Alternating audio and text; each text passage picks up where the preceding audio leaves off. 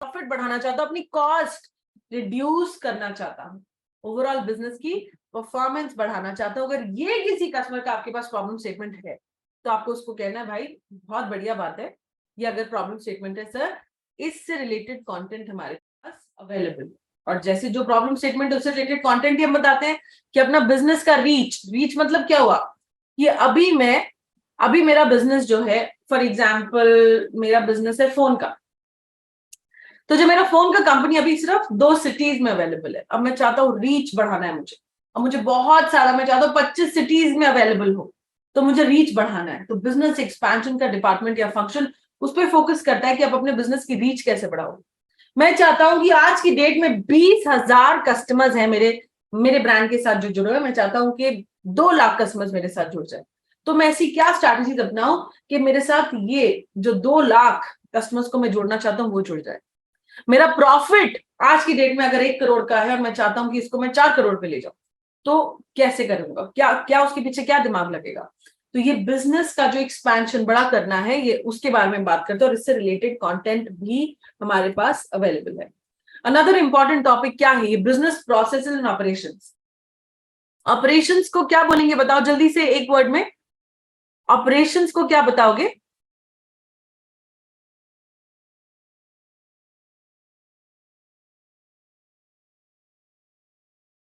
मोहम्मद अली जी, 18 जो थे ना बिजनेस फंक्शंस, उसमें हमारे पास स्किल्स के रिलेटेड 4 थे, ठीक है। और अभी मैं बीसीपी की ट्रेनिंग नहीं दे रही, अभी we are talking only about business functions at the moment, so please focus on the business function. Skills की बात नहीं कर रहे, 21st सेंचुरी स्किल्स की बात नहीं कर रहे। Okay, thank you. नाउ एक वर्ड, बिजनेस ऑपरेशंस का क्या वर्ड है? Day to day management. अगर मैं आपको सही योजना योजना योजना भी सही वर्ड नहीं, बेसिकली क्या है, ऑपरेशंस मतलब डे टू डे मैनेजमेंट। तो एक एग्जांपल लेते हैं, फॉर एग्जांपल हमारे बड़ा बिजनेस का एग्जांपल लेते हैं।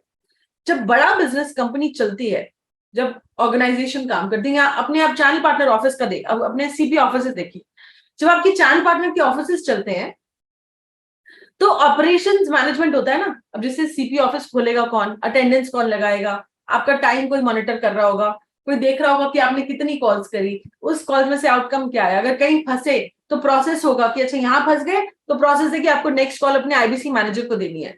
तो ऑपरेशंस मैनेजमेंट क्या हो गया, जो आपका day to day routine manage होता है कि कौन आया, किसने कितना काम किया, उसकी परफॉर्मेंस कैसी है, अच्छी है तो उसको रिवॉर्ड कर दिया, बुरी है तो देखा उसको कैसे मुझे आगे लेकर जाना है। पूरा जो वर्क प्रोसेस मैनेजमेंट होता है उसको day to day work management को कहते हैं operations management.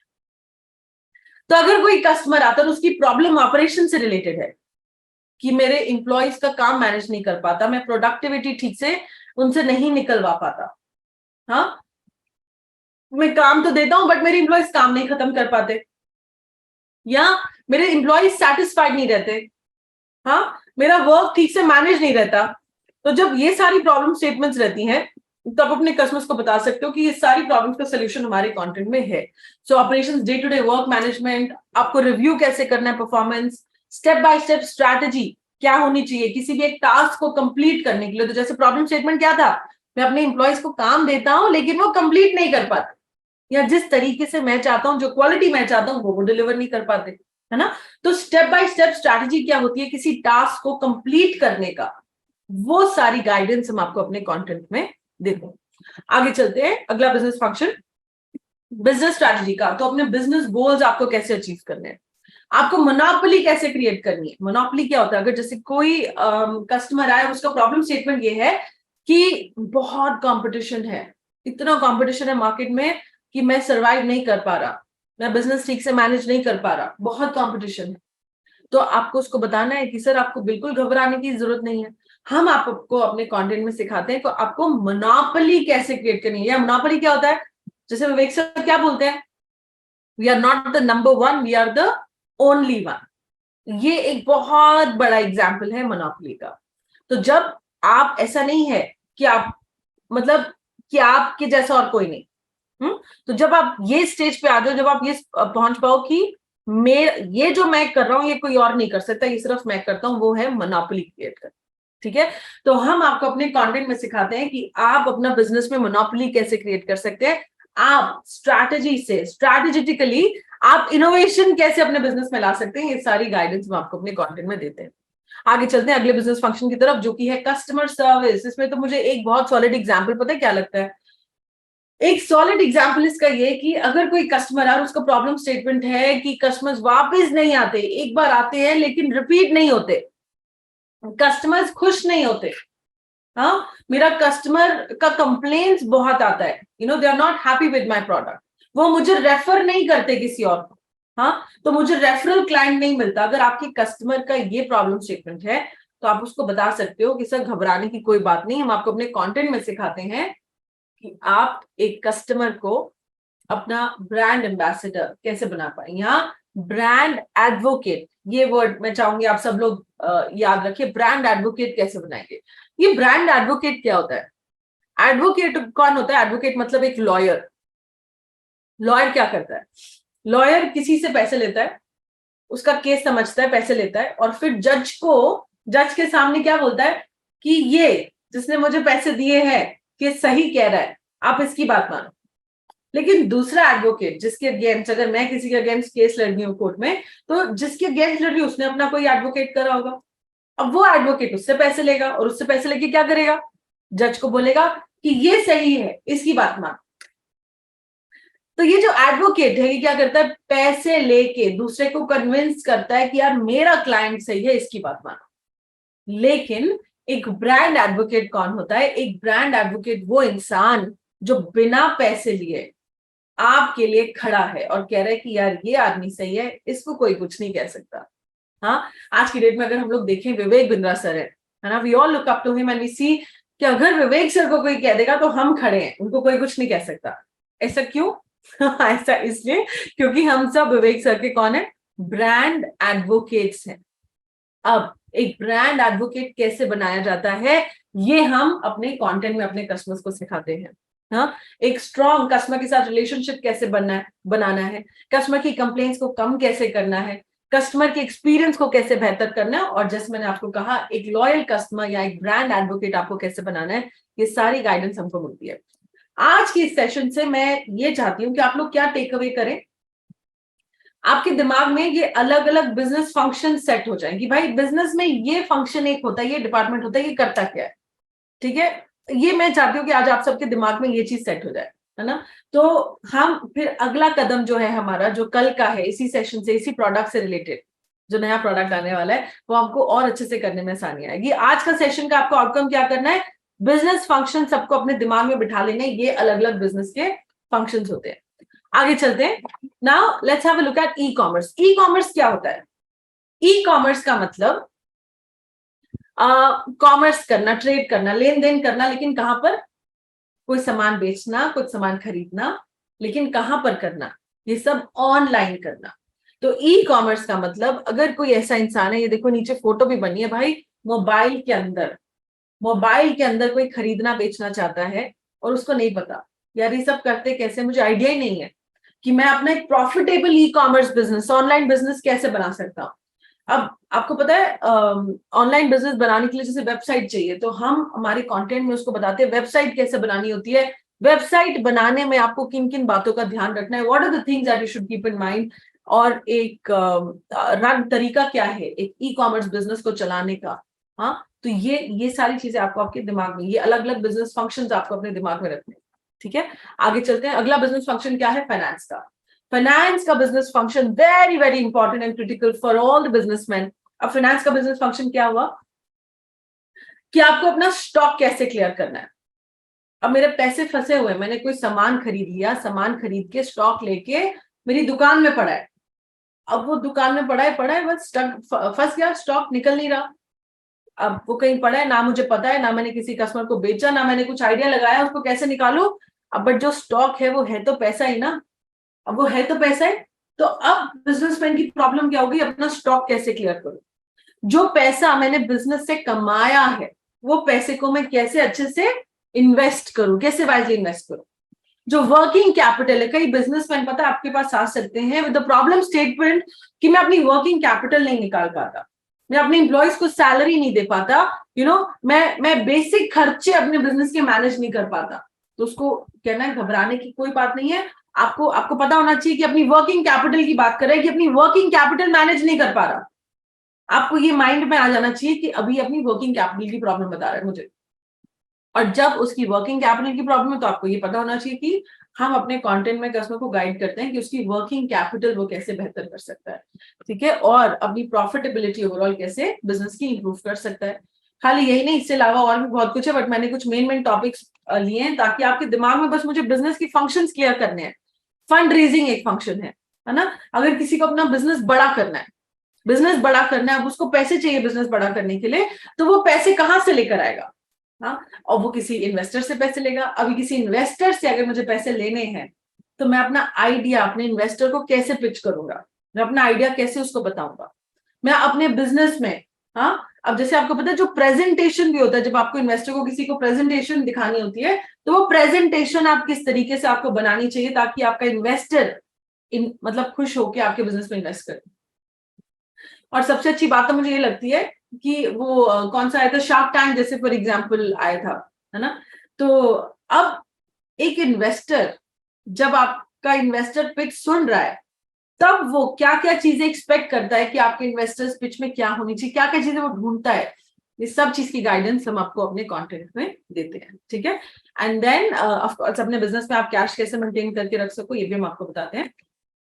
Another important thing, another important business function, very important, HR and people management. अगर कोई कस्टमर आए और अपनी प्रॉब्लम स्टेटमेंट आपको ये बताए कि यार मैं ना एम्प्लॉयज चाहिए होते लेकिन हायर नहीं कर पाता, सही बंदे नहीं रिक्रूट कर पाता, सही बंदे हायर नहीं कर पाता। Guys, just a minute, please.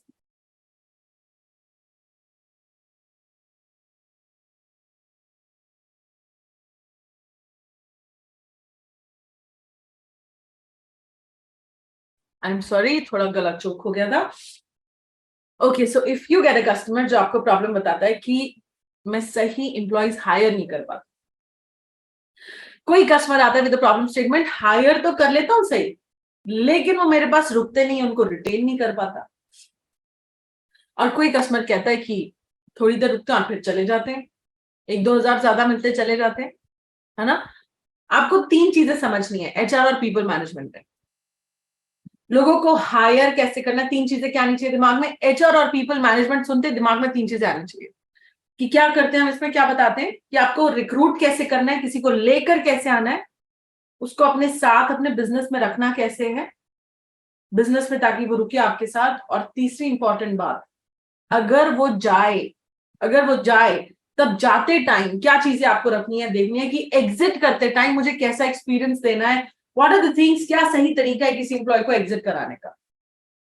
तो एचआर और पीपल मैनेजमेंट हम 3 चीजों का ध्यान रखते हैं। पहला कि हम रिक्रूट कैसे करें, दूसरा हम रिटेन कैसे करें, और तीसरा अगर कोई जा रहा है तो उसको सही तरीका क्या है उसको बाय करने का, है ना। So HR and people management, employ hiring and retention, motivation of employees के जब आपको रिटेन करना है तो उसको मोटिवेट कैसे करना है एम्प्लॉइज को। सक्सेशन प्लानिंग बड़ा इंपॉर्टेंट टॉपिक है ना। And employee performance, improve employee performance. Succession planning क्या होता है, अगर किसी बिजनेसमैन का प्रॉब्लम स्टेटमेंट है कि मेरे पास आते हैं लोग, मैं सिखाता हूं और फिर चले जाते हैं, लोग आते हैं मैं काम सिखाता हूं और फिर उनको 1-2 हजार ज्यादा मिलता है, फिर वो चले जाते हैं और मेरा बिजनेस, मेरा काम खराब हो जाता है, मैं फिर से खाने में लग जाता हूँ। तो देखो, सबसे पहले तो आपको बताना पड़ेगा इस टाइप के ओनर को कि सर आपको ना काम करना पड़ेगा कि आपको रिटेन कैसे करने हैं लोग, उनको कैसे मोटिवेटेड रखना है, और ये सब हम आपको अपने कंटेंट में सिखाते हैं। और दूसरी इंपॉर्टेंट बात आपको क्या करना है, क्योंकि ऐसा सिचुएशन तो आ ही सकता है कि अगर कोई इंप्लॉय आपको छोड़ के कहीं और जाना चाहता है ना। अगर इन सच सिचुएशन, ऐसी सिचुएशन में आपको क्या करना है, ऐसी सिचुएशन में आपको हम सिखाते हैं स्ट्रैटेजीज लाइक सक्सेशन प्लानिंग। अब ये सक्सेशन प्लानिंग क्या होता है, सक्सेशन सक्सेसर, जैसे आपने पढ़ा होगा अपना हिस्ट्री में, अगर कोई राजा है, अगर किसी साम्राज्य का राजा है, अगर राजा ऑफ हो जाए, मतलब राजा ऑफ हो जाएगा, तो उसके बाद उसकी गद्दी कौन संभालता है, कौन आता है गद्दी पे, सक्सेसर कौन होता है, उसका बेटा, ठीक है। Thank you Sunil Kumar ji. Okay, तो सक्सेसर कौन होता है, उसका बेटा होता है। है ना, कि राजा अब अगर चला गया तो बेटा मैनेज करेगा। ऐसे ही आपके काम में अगर कोई बहुत अच्छा टॉप परफॉर्मर चला गया बाय चांस, तो कौन मैनेज करेगा? वो मैनेजमेंट आपकी होनी चाहिए, वो ध्यान आपको रखना है कि अगला कौन आएगा। अब वो ध्यान कैसे रखोगे? हम आपको मॉडल सिखाते हैं, like I do you see, you do I see, you do report immediately, you do report weekly and then you do report routinely. समझ आया किसी को कि डिटेल में बताऊं? आप सबको आता है? एक बार चैट बॉक्स में बता दो, अगर आता है तो आगे चलेंगे, नहीं तो फिर समझ आता है सबको? चैट बॉक्स में लिख के बता दो भाई लोग, जल्दी से, क्विकली, फटाफट। आता है? देवेंद्र जी को आता है? नहीं नहीं नहीं, नो मैम, यस मैम। अच्छा, मिक्स है, मिक्स रिस्पॉन्स है। जल्दी जल्दी चलते हैं आगे, फिर मैं जल्दी से बता देती हूँ, नो प्रॉब्लम। अब जैसे ये स्ट्रैटेजी क्या है, अब जैसे अगर आप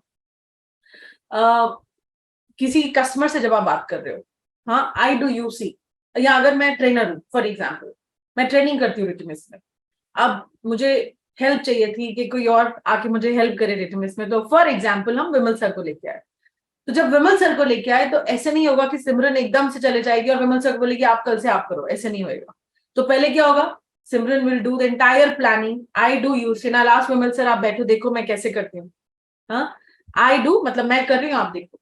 दूसरा क्या हुआ, जब मेरे को लगा विमल सर ने सीख लिया है, 4-5 सेशन उन्होंने अटेंड कर लिए, हमारी प्लानिंग देख ली, सब बैठ बैठ के देख लिया, सीख लिया, उसके बाद मैं उनको बोलूंगी अब आप करो, यू डू आई सी, अब आप करो मैं देखूंगी।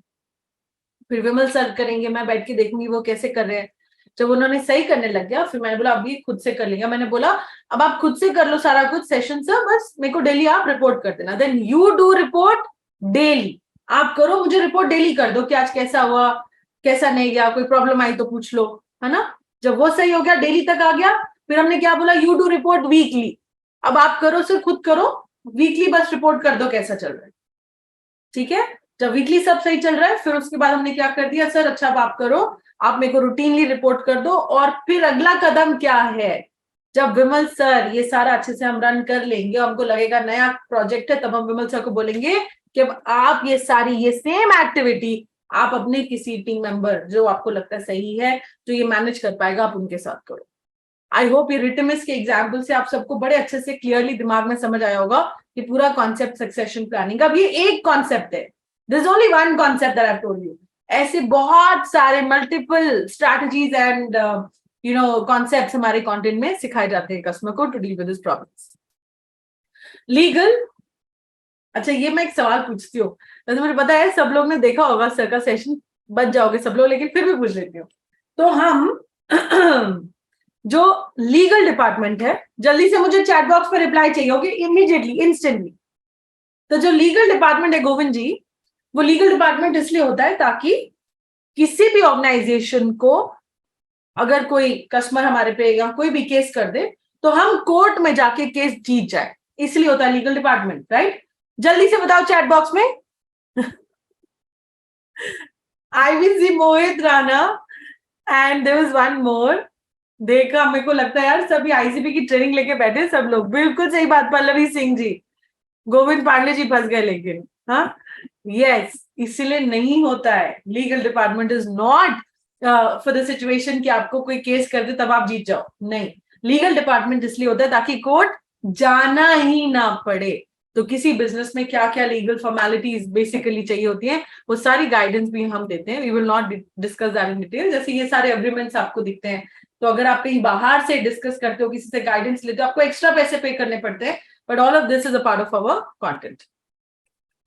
टेक्नोलॉजी बड़ा इंपॉर्टेंट पार्ट है यार। टेक्नोलॉजी का एग्जांपल मैं सबको देना चाहूंगी, वन ऐप, जैसे हमारी टेक्नोलॉजी, वन ऐप से हम अपने आईबीसी को कितना सॉलिड सपोर्ट कर दिया, और हमारा सिस्टम एकदम कितना बड़ा बन गया, हम लोग डिपेंडेंट नहीं रहे किसी के ऊपर भी मैनुअल वर्क के लिए। आप लोग वेबिनार में बिठाते हो, इमीडिएटली देख पाते हो कि यार वेबिनार में कौन कस्टमर बैठा, इससे फॉलो अप कर लूं, ये मेरा P0 P1 P2 है।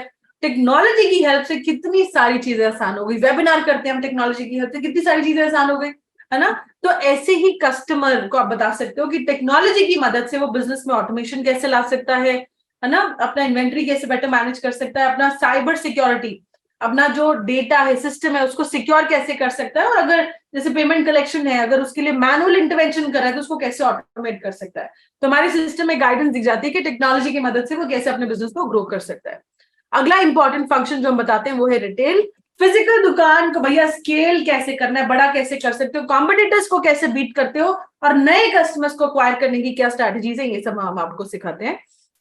उसके अलावा रिटेल के अलावा हम आपको सेल्स में, ये तो बड़ा इंपॉर्टेंट टॉपिक है, सेल्स हर बिजनेसमैन की दिक्कत प्रॉब्लम है, बिकता नहीं है, माल बिकता नहीं है, तो सेल्स कैसे करते हैं, क्लोजिंग टेक्निक्स क्या है, सेल्स की स्ट्रैटेजीज क्या है, और पता है सॉलिड बात क्या है, अच्छी बात ये है कि जो ये कंटेंट है सेल्स वाला, जो सेल्स का कंटेंट है, सेल्स का कंटेंट मतलब डॉक्टर विवेक बिंद्रा, विवेक सर ने खुद सेल्स का कंटेंट सारा क्यूरेट करा हुआ है, बहुत सॉलिड कंटेंट है, 100+ स्ट्रैटेजीज है on sales and plus English to grow sales, क्या अंग्रेजी शब्द आपको बोलने चाहिए जिससे आपकी इंग्लिश और बेहतर हो सकती है, ये सारी चीजें हम अपने कंटेंट में देते हैं।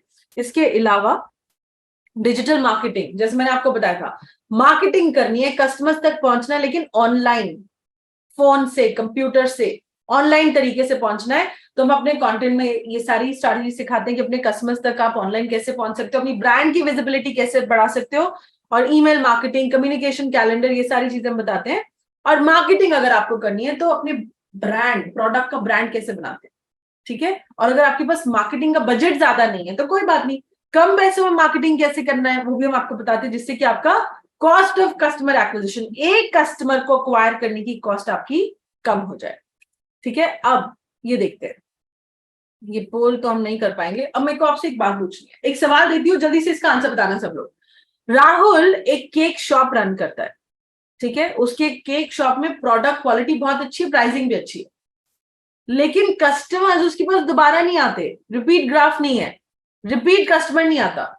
बताओ क्यों नहीं आता, जल्दी से बताओ चैट बॉक्स में, कौन बताएगा, बताओ। उसका प्राइस भी ठीक है, क्वालिटी भी अच्छा है, बट वो रिपीट कस्टमर क्यों नहीं आता, कस्टमर सर्विस बैड हो सकती है, okay very good, okay, marketing, customer service, marketing लो, कस्टमर सर्विस, ब्रांड एडवोकेसी नहीं है, बिल्कुल सही बात है, ब्रांड एडवोकेट नहीं बन रहे लोग, उसका क्यों नहीं बन रहे, रिलेशनशिप इशू हो सकता है। अब आपको पता है ये कौन बताएगा हाँ,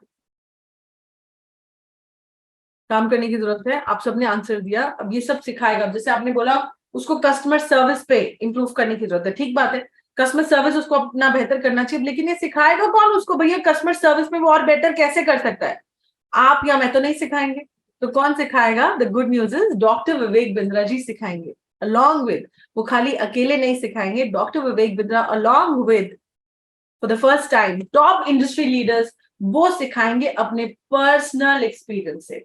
तो हमारा जो नया प्रोडक्ट आ रहा है, उस नए प्रोडक्ट का यूएसपी क्या है, कि ये जो बिजनेस की जो मैंने आपको फंक्शन बताई और प्रॉब्लम्स इतनी सारी बताई जो कस्टमर्स आपके पास लेकर आ सकते हैं, इन सारी बिजनेस प्रॉब्लम्स का सोल्यूशन कौन दे रहा है, डॉक्टर विवेक बिंद्रा दे रहे हैं खुद, और उनके साथ for the first time ever हमारे पास इंडस्ट्री लीडर्स सिखाएंगे अपने पर्सनल एक्सपीरियंस से। 70 से भी ज्यादा इंडस्ट्री लीडर्स हैं जो बड़ा बिजनेस के साथ इस प्रोफेसर जुड़े हैं, आई एम श्योर आप सब लोग जानते हैं ऑलरेडी, और जानना, जो नए जुड़े हैं वो जानना चाहते हैं भाई कौन है, तो हमारे वी मार्ट के एमडी हैं, हाँ, मिस्टर ललित अग्रवाल जी हैं, फिर हमारे पास, एक सेकेंड, हियर, एक second, okay, global vice president of Xiaomi, formal, पहले पहले थे फॉर्मल, ग्लोबल वाइस प्रेसिडेंट है शाओमी के, मनु जैन जी वो हैं, हाँ, अमूल के मैनेजिंग डायरेक्टर हैं आर एस सोडी जी, ये आएंगे आपको सिखाने, कस्टमर्स को सिखाने, पतंजलि के एमडी है आचार्य बालकृष्ण जी, वो आएंगे, एंड ये सब कहां पर आएंगे, ये सब लोग आने वाले हैं हमारे नए प्रोडक्ट में, बिलियनेयर्स ब्लूप्रिंट, जहां हम कहते हैं पढ़ाई हमारी और डिग्री सरकारी, पढ़ाई हमारी डिग्री सरकारी, ये कॉन्टेक्स्ट सेटिंग मैं करना चाहती थी आप सबके दिमाग में अबाउट द प्रोडक्ट की, बिजनेस के फंक्शन, बिजनेस की नॉलेज, बिजनेस के बारे में पता होना चाहिए आपको, ये नए प्रोडक्ट के बारे में और डेप्थ में जानने के लिए, जैसे मैंने आपको बोला ये पूरा हफ्ता हम आपको एकदम तैयार करने वाले हैं बिलियनेयर्स ब्लूप्रिंट के लिए, एक एक चीज आपको इसके बारे में सिखाएंगे, इसलिए रोज जुड़ना है, मिस कुछ भी नहीं करना, और कल हम और पढ़ेंगे इन्हीं के बारे में। इसी प्रोडक्ट के बारे में। I think that's it from my side. आज के सेशन से लर्निंग मैं सिर्फ यही चाहती हूँ कि आप सबके माइंड में बिजनेस फंक्शंस अलग अलग हो जाए, कि अगर कोई कस्टमर आ रहा है, कोई स्पेसिफिक प्रॉब्लम आपको बता रहा है, आपके दिमाग में ये पता लग जाए कि ये प्रॉब्लम जो है ये कौन से बिजनेस फंक्शन की है। और इसके अलावा एक छोटा सा होमवर्क आपको देना चाहती हूँ, खाली एक दिन का नहीं है, ये कंटिन्यूअस होमवर्क है डेली। आपको डेली 2 वीडियोस हमारे कम्युनिटी ऐप में से आपको सीखना है, देखना है। 2 वीडियोस बिजनेस से रिलेटेड आपको एटलीस्ट देखनी, अगर 2 नहीं कर सकते मतलब मिनिमम बेयर मिनिमम आपको 1 वीडियो तो रोज का देखना ही देखना है, ताकि आपका बिजनेस एक्यूमेंट बिल्ड हो, और जब आप अपने कस्टमर से बात करें आप बिजनेस कंसल्टेंट दिखें और अब अपने आप को बहुत अच्छे से प्रेजेंट कर पाए। So that's it from my end. आशा करती हूँ आप सब लोगों ने कुछ सीखा होगा, कुछ नया सीखा होगा, और जो आईसीपी से आए हैं उनके लिए रिवीजन हो गया होगा। Thank you so much for giving me the time today. Vimal sir, over to you. Thank you. Thank you so much Harsimran ma'am. Yes, business function जो आपने बताया कि शुरुआती नॉलेज एक बिजनेस कंसल्टेंट को एक कंसल्टेंट से या एक आईबीसी से कैसे अलग करता है, और वो है हमारा बिजनेस फंक्शंस की अगर नॉलेज हमें खुद रहेगी वो कैसे होगी। जैसे हरसिमरन मैम ने कहा कि सारे फंक्शंस की होमवर्क क्या मिल गया हमें कि 2 वीडियोस जाकर के हमें देखना है। यस गुरमीत सर, बिल्कुल मिल जाएगा रिकॉर्डिंग, आप टेंशन ना लो। इस सारे रिटिमिस सेशन की रिकॉर्डिंग मिलती है वन ऐप में, नॉलेज बैंक के अंदर रिटिमिस का फोल्डर है, उसके अंदर